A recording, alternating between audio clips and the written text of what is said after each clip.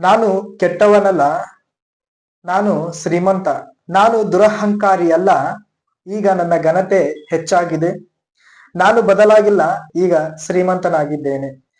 This is India. ನಾವು ಶ್ರೀಮಂತರಾಗಲು ದುಡ್ಡು ಸಂಪಾದನೆ ಮಾಡಬೇಕು, ಆದ್ರೆ ವ್ಯಕ್ತಿಗಳು ನಮ್ಮನ್ನ ಗೌರವಿಸಬೇಕಂದ್ರೆ ಶ್ರೀಮಂತಿಕೆ ನಮ್ಮ ಮೈ ಮೇಲೆ ಕಾಣಿಸ್ಕೊಳ್ಬೇಕು. ಮಧ್ಯಮ ವರ್ಗದವರ ಮನಸ್ಥಿತಿ, ಏನೇ ತೊಂದರೆ ಬಂದ್ರದು ನಮ್ಮ ಆಸೆಗಳನ್ನ ಬದಿಗಿಟ್ಟು ಪೈಸೆಗೆ ಪೈಸೆಯನ್ನ ಉಳಿಸ್ತೀವಿ. ಸ್ಟೇಟಸ್ ಅಂತ ಬಂದ್ರೆ ಒಂದು ಪೈಸೆನೂ ಲೆಕ್ಕ ಇಡದೆ ಎಲ್ಲವನ್ನ ಖರ್ಚು ಮಾಡಿಬಿಡ್ತೀವಿ. ಈ ಸಿಗರೇಟ್, ಆಲ್ಕೋಹಾಲ್ ಕೊಡೋ ಕಿಕ್ಕಿಗಿಂತ ಹಣ ಕೊಡತಕ್ಕಂತಹ ಕಿಕ್ ಜಾಸ್ತಿ. ನೀವು ಜೂಜಾಟದಲ್ಲಿ ಎಷ್ಟು ಶ್ರೇಷ್ಠರು ಎನ್ನುವುದಕ್ಕಿಂತ ಆಟವನ್ನು ಎಲ್ಲಿ ನಿಲ್ಲಿಸಬೇಕು ಎನ್ನುವುದು ಮುಖ್ಯ. ಸ್ನೇಹಿತರೆ ನಮಸ್ಕಾರ, ನಿಮ್ಮೆಲ್ಲರಿಗೂ ನನ್ನ ಯೂಟ್ಯೂಬ್ ಚಾನೆಲ್ಗೆ ಪ್ರೀತಿಯ ಸ್ವಾಗತ, ಸುಸ್ವಾಗತ.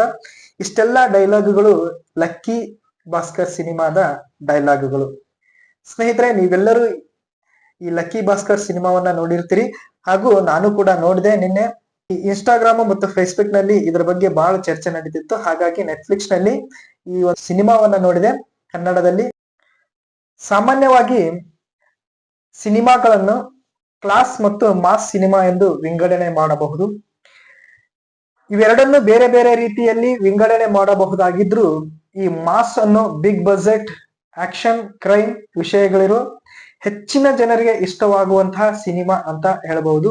ಹಾಗೂ ಸ್ಪೆಸಿಫಿಕ್ ಆಡಿಯನ್ಸ್ ಅನ್ನ ಹೊಂದಿರೋ ಸಿಂಪಲ್ ನರೇಷನ್ ಇರ್ತಕ್ಕಂತಹ ಸಿನಿಮಾಗಳನ್ನ, ಬಾಕ್ಸ್ ಆಫೀಸ್ ನಲ್ಲಿ ಅಷ್ಟೊಂದು ಹೇಳಿಕೊಳ್ಳತಕ್ಕಂತಹ ಪರ್ಫಾರ್ಮೆನ್ಸ್ ಇಲ್ಲದೆ ಇರೋ ಕ್ರಿಟಿಕಲಿ ಸ್ಲ್ಯಾಗನ್ಗೆ ಹೋಗಾಗ್ತಕ್ಕಂತಹ ಸಿನಿಮಾಗಳನ್ನ ಕ್ಲಾಸ್ ಸಿನಿಮಾಗಳಂತೇಳಿ ಕರಿಬಹುದು.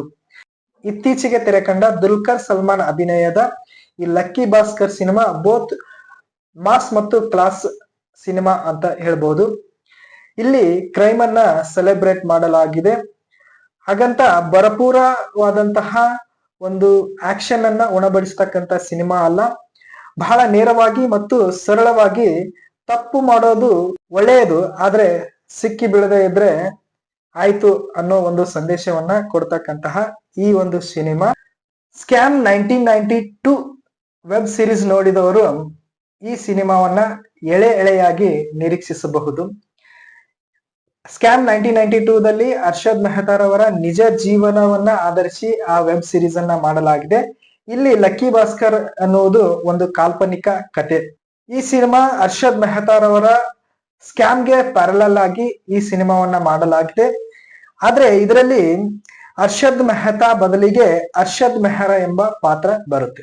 ಈ ಸಿನಿಮಾದಲ್ಲಿ ಎಲ್ಲರಿಗೂ ದುಡ್ಡಿನ ಮೇಲೆ ವ್ಯಾಮೋಹ, ದುಡ್ಡಿಗೋಸ್ಕರ ಭಿಕ್ಷುಕರು ರಾಜಕಾರಣಿಗಳಾಗೋದ್ರಿಂದ ಹಿಡಿದು ದುಡ್ಡೇ ನಮ್ಮ ಸ್ಟೇಟಸ್ ಅಂತ ತೋರಿಸೋ ಭಾಸ್ಕರ್ನ ಸಂಬಂಧಿಕರು ಹಾಗೂ ಸ್ನೇಹಿತರು, ದುಡ್ಡಿಗೋಸ್ಕರ ಅಡ್ಡದಾರಿ ಹಿಡಿಯುವವರ ಪರವಾಗಿ ನಿಲ್ಲೋ ಅಧಿಕಾರಿಗಳವರೆಗೂ ಎಲ್ಲರಿಗೂ ದುಡ್ಡಿನ ಮೇಲೆ ವ್ಯಾಮೋಹ.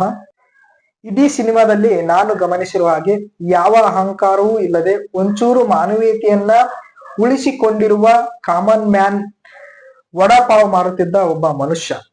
ಭಾಸ್ಕರ್ ಮಾಡೋ ಸ್ಕ್ಯಾಮು, ಅದಕ್ಕೆ ಬಳಸೋ ಮಾರ್ಗಗಳನ್ನ ನೋಡೋದಕ್ಕಿಂತಲೂ ಮಿಡ್ಲ್ ಕ್ಲಾಸ್ ಫ್ಯಾಮಿಲಿ ಚಿತ್ರಣ, ಅದಕ್ಕೆ ಒಂದಷ್ಟು ಡೈಲಾಗ್ ಸೀನ್ಗಳಿಗಾಗಿ ಈ ಸಿನಿಮಾವನ್ನ ನೋಡ್ಬೇಕು. ಭಾಸ್ಕರ್ ಕುಟುಂಬವು ಅವರ ಸಂಬಂಧಿಕರ ಮನೆಗೆ ಹೋದಾಗ ಅಲ್ಲಿ ಆಗೋ ಅವಮಾನ, ತನ್ನ ಬಳಿ ದುಡ್ಡು ಇದೆ ಎಂದು ತೋರಿಸೋ ಸಲುವಾಗಿಯೇ ಭಾಸ್ಕರ್ ತನ್ನ ಮನೆಯಲ್ಲಿ ಆಯೋಜಿಸುವ ಮಗನ ಬರ್ತ್ಡೇ ಸೆಲೆಬ್ರೇಷನ್, ಇವೆಲ್ಲವನ್ನ ಈ ಸಿನಿಮಾದಲ್ಲಿ ನೋಡಬಹುದು. ಸಿನಿಮಾದ ಕ್ಲೈಮ್ಯಾಕ್ಸ್ ಅತಿ ದೊಡ್ಡ ಪ್ಲಸ್ ಪಾಯಿಂಟ್. ಅದರಲ್ಲೂ ಭಾಸ್ಕರ್ನ ತಂದೆಯ ಪಾತ್ರದಲ್ಲಾಗುವ ಅನಿರೀಕ್ಷಿತ ತಿರುವು ಊಹಿಸಲು ಅಸಾಧ್ಯ. ನೀವು ಆಟದಲ್ಲಿ ಎಷ್ಟು ಶ್ರೇಷ್ಠರು ಎನ್ನುವುದಕ್ಕಿಂತಲೂ ಅದನ್ನ ಯಾವಾಗ ನಿಲ್ಲಿಸಬೇಕು ಎಂದು ಗೊತ್ತಿರುವುದು ಮುಖ್ಯ ಎಂದು ಹೇಳುವ ಆ ಒಂದು ಪಾತ್ರ ಕ್ಲೈಮ್ಯಾಕ್ಸ್ ನ ಒಂದು ಅತಿ ಪ್ರಮುಖವಾದಂತಹ ಒಂದು ಡೈಲಾಗ್ ಅಂತ ಹೇಳಬಹುದು. ಒಟ್ಟಾರೆಯಾಗಿ ಅತಿ ಆಸೆ ಒಳ್ಳೆಯದು, ಸಿಕ್ಕಿ ಬೀಳದೆ ಇದ್ರೆ ತಪ್ಪು ಮಾಡೋದು ಕೆಟ್ಟದ್ದಲ್ಲ ಎಂಬ ಕೆಟ್ಟ ಸಂದೇಶವನ್ನ ಈ ಒಂದು ಸಿನಿಮಾ ನಮಗೆ ನೀಡುತ್ತೆ. ಭಾರತದಲ್ಲಿ ದುಡ್ಡಿದ್ದವರನ್ನ, ದುಡ್ಡಿಲ್ಲದವರನ್ನ ಯಾವ ರೀತಿ ಸಮಾಜ ನೋಡುತ್ತೆ ಅನ್ನೋದು ಈ ಒಂದು ಸಿನಿಮಾದ ಮೂಲಕ ನಾವು ಗಮನಿಸಬಹುದು. ಈ ಸಿನಿಮಾ ಏನಿದೆಯಲ್ಲ, ಸಮಾಜಕ್ಕೆ ಕೆಟ್ಟ ಒಂದು ಸಂದೇಶವನ್ನ ಕೊಟ್ಟಿದೆ.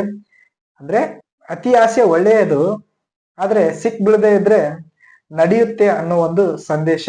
ತಪ್ಪು ಮಾಡೋದು ಕೆಟ್ಟದ್ದಲ್ಲ ಎಂಬುದು ಈ ಒಂದು ಸಿನಿಮಾದ ಒಂದು ಕೆಟ್ಟ ಸಂದೇಶ ಅಂತ ಹೇಳ್ಬೋದು ಸ್ನೇಹಿತರೆ. ನಿಮ್ಗೆ ಏನ್ ಅನಿಸ್ತು ಈ ವಿಡಿಯೋ ಬಗ್ಗೆ ಅದನ್ನ ಕಮೆಂಟ್ ಮೂಲಕ ತಿಳಿಸಿ. ನಮಸ್ಕಾರ.